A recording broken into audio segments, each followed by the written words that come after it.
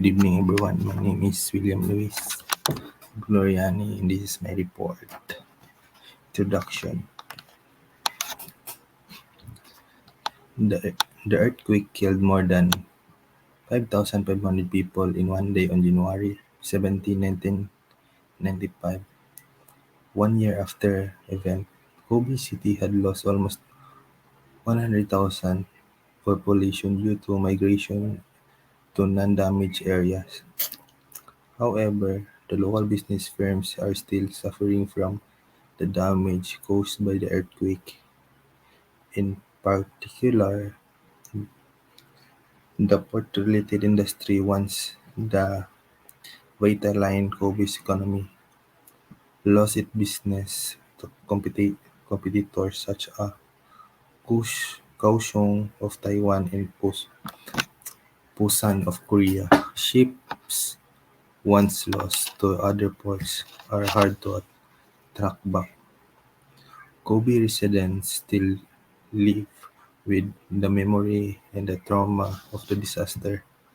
I experienced the unseen Awaji earthquake. I have witnessed the change of the city and the population since so, the earthquake. The earthquake occurred at 5:46 a.m. The Richter scale magnitude was 7.2. Intercept was below the major city areas of Hanshin, including Kobe City. The number of people affected by the earthquake was estimated as 2.4 million. Immediately after the earthquake, the dead were counted as 5,502. The official number of the dead due to the earthquake was received to more than 6,500 in August 1995, as some of the delayed date case, for instance from phenomena or suicide, were certified as resulting from the earthquake.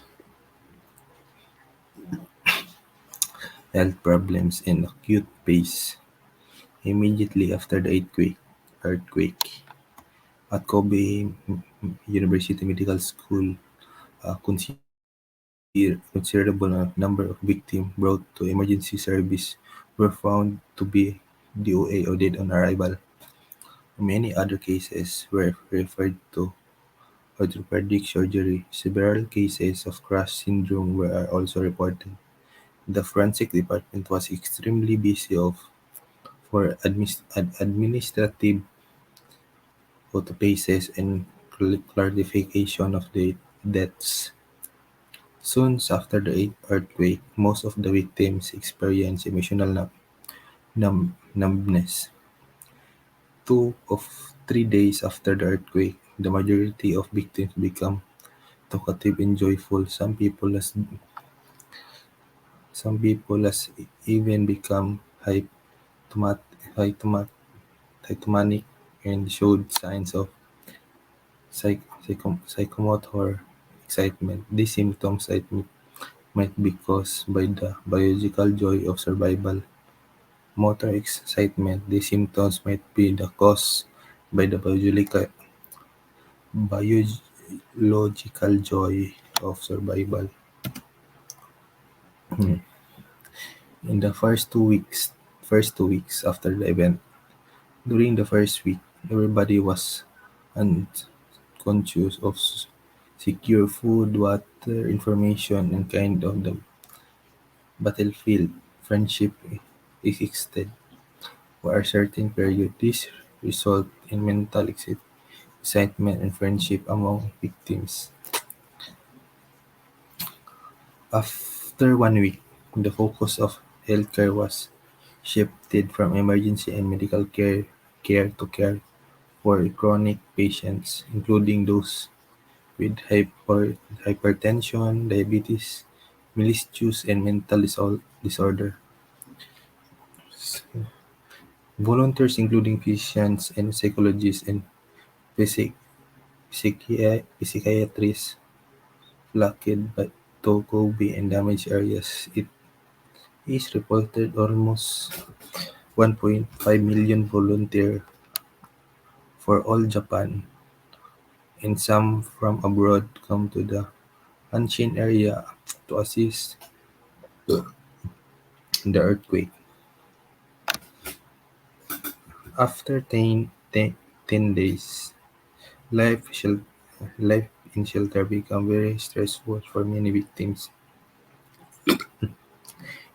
Increase of acute stress response, including serious stress, peptic, peptic ulcer, was reported.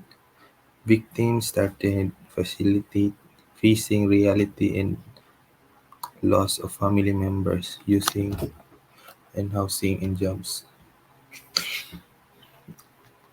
In following months, after 1 month, a considerable number of the alleged people become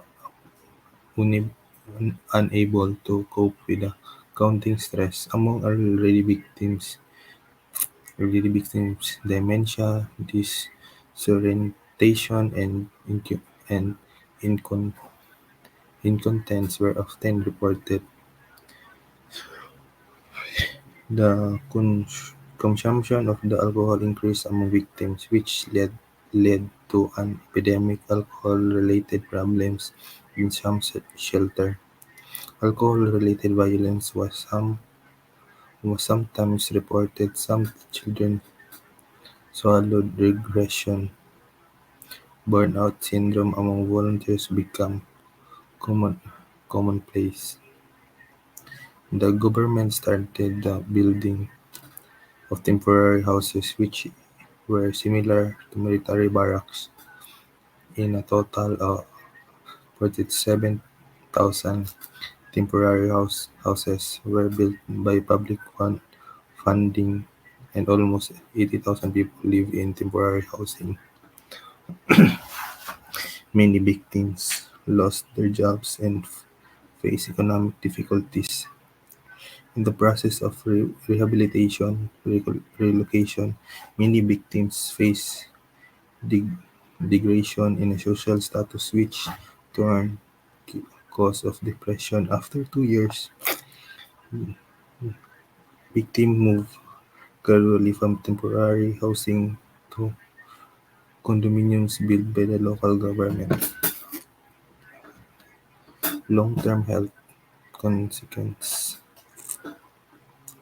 Those problems were mainly related to the stressful experience and condition of the victims. However, the environment factors and direct physical damage also an important role. For example, hyper, hypertension could be caused by several causes such as salty instant food, stressful living condition, and nightmares. It will take long time to obtain data on such possible effects of the earthquakes as those on the psychosocial development of children, and those on the immune function, and on incidence of allergy and cancer, etc. Long-term physical effects. The isolated lifestyle, increased alcohol use, and cigarette smoking, thus increasing the risk of hypertension and coronary heart disease.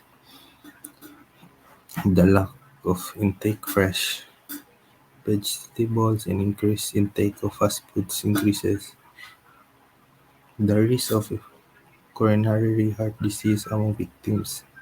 Cold temperature and suffocate air conditioning cause colds,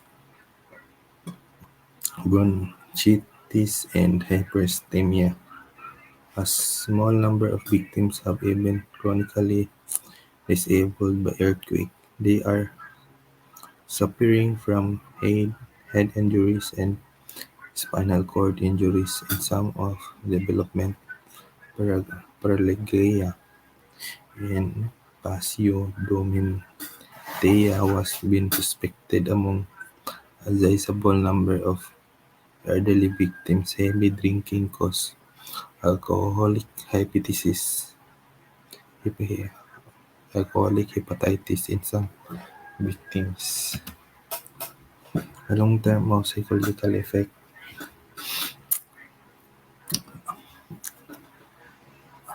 among the major problems affecting the victims are psychological difficulties resulting from isolated life and temporary housing. This isolation and lost community sometimes have led to tragedies such as suicide and also called solitary death or unattended death. Temporary housing. This has become a major social concern among the population in Kobe, and the reason blame the local government. So, the lack of health personnel was cited as one of the contributing factors of the tragedy. According to our study on school children, psychological effect has been marked among girls of younger age who lost families and friends. Neurotic symptoms decreases after 6 months, but depressive symptoms and physical complaints continue even after 12 months. What we have learned, so related physical symptoms have been the first appear soon after the earthquake. Second is among the psychological symptoms, anxiety symptoms were prevalent from the beginning and decreased with the time. Guilt feeling appeared together with anxiety and decreased by 6 months. Depressive symptoms did not declare with the time. They increased up to 6 months also, and depressive symptoms were frequent among those who lost their home and family. Social problems become dominant after 1 year. Alcohol problems and interpersonal difficulties increase gradually with time, and they continue to exist as major problems among victims. So, post-traumatic stress disorder or PTSD.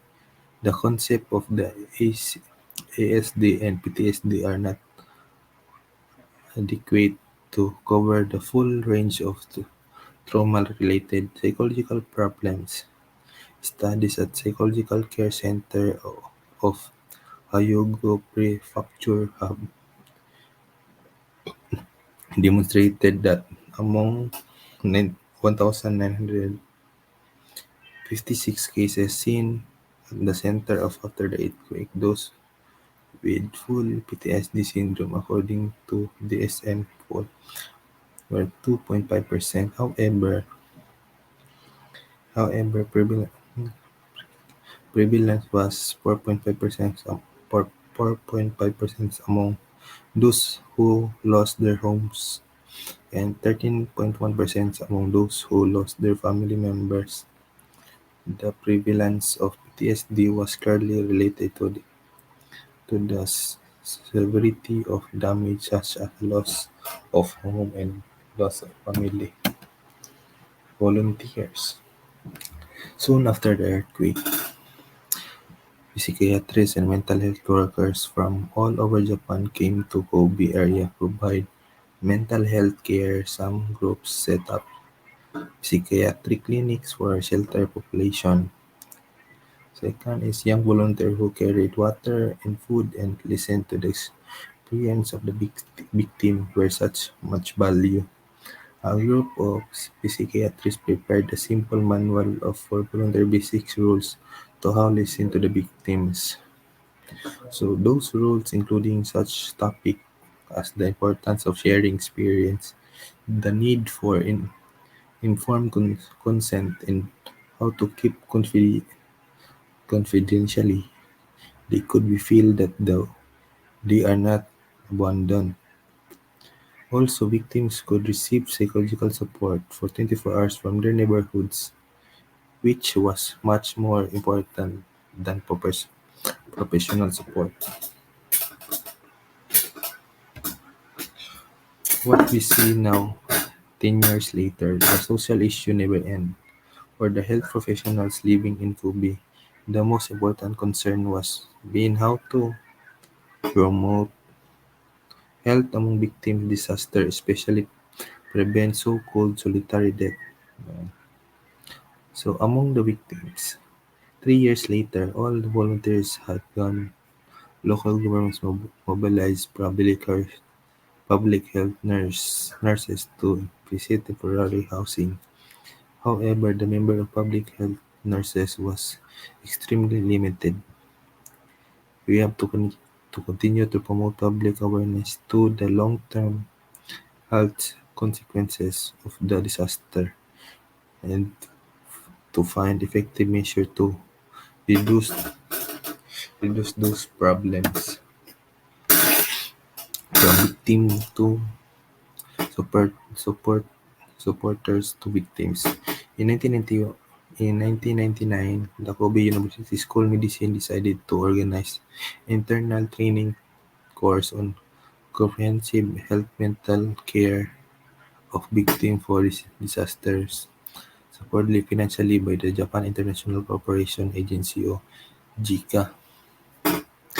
Experts in disaster medicine from disaster-prone developing developing countries have the opportunity to study in Kobe for 8 weeks. The Kobe University School of Medicine felt that it was duty and responsibility to share its experience and transfer to the related technology expert from developing countries.